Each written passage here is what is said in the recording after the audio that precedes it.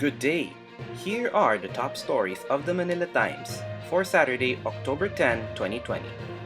President Rodrigo Duterte has called Congress to a special session to avoid further delays in approving the proposed 2021 national budget.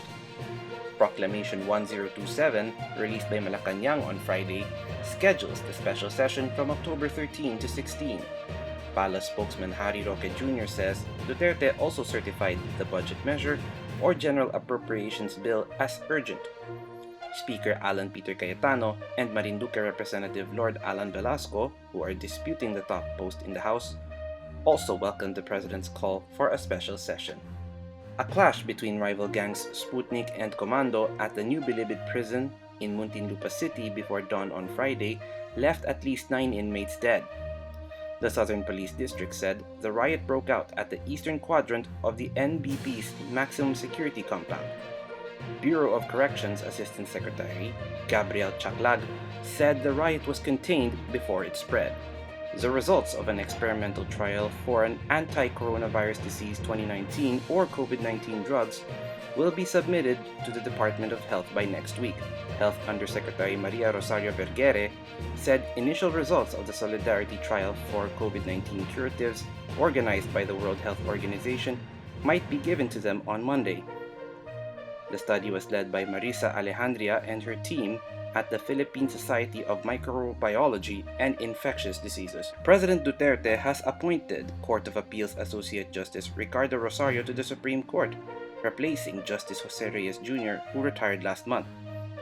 Executive Secretary Salvador Medialdea transmitted Rosario's appointment to Chief Justice Diosdado Peralta.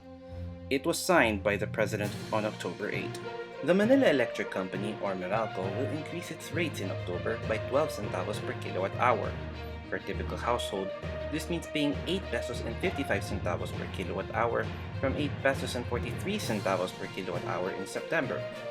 The increase comes after the power distributor reduced its rates for 5 consecutive months.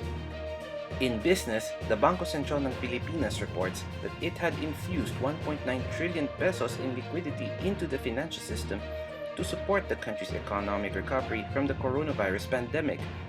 BSP Governor Benjamin Diokno said this was equivalent to 9.6% of the country's gross domestic product. In sports news, the Los Angeles Lakers will look to close out the Miami Heat in Game 5 of the NBA Finals on Friday night or Saturday in Manila. LeBron James and the Lakers hold a 3-1 lead against the Heat in their best-of-7 championship series and are on the brink of winning their first NBA title after 10 years. Jimmy Butler, Miami's leading scorer, says he'll set the example for Game 5 by demanding more of everything from himself, hopefully good enough to extend the series to a Game 6 and perhaps even a Game 7. Filipina tennis player Alex Ayala has advanced to the semi-final round of the 2020 French Open girls singles at the Stade Roland-Garros in Paris, France. The 15-year-old Filipina defeated the Czech Republic's Linda Noskova 4-6, 6-3, 6-2. As of this recording, Ayala faced France's Elsa Jacquemont in the semi-finals, where she lost to her French opponent 3-6, 2-6. Ayala is the first Filipina and the second Philippine bet to reach the semifinals of a Grand Slam event.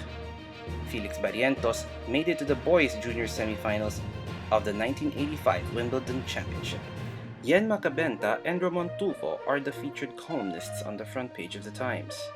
Macabenta writes about the ongoing dispute for the speakership, while Tulfo talks about the Duterte magic as shown in his consistently high approval and trust ratings in surveys. The Times editorial takes on Labor Secretary Silvestre Belli III's proposal for micro, small, and medium enterprise employers to forego paying the mandatory 13th month year-end bonus this year due to the economic downturn caused by the pandemic. The Times says that should Dole decide to follow through on Belli's recommendation, there must be alternatives for the immediate needs for Filipino families to be met. For more news and information, get the copy of the Manila Times, subscribe to its digital edition, and log on to www.manilatimes.net. Follow us on Twitter, Facebook, and Instagram, and keep up with the Times. This is Ari Kua.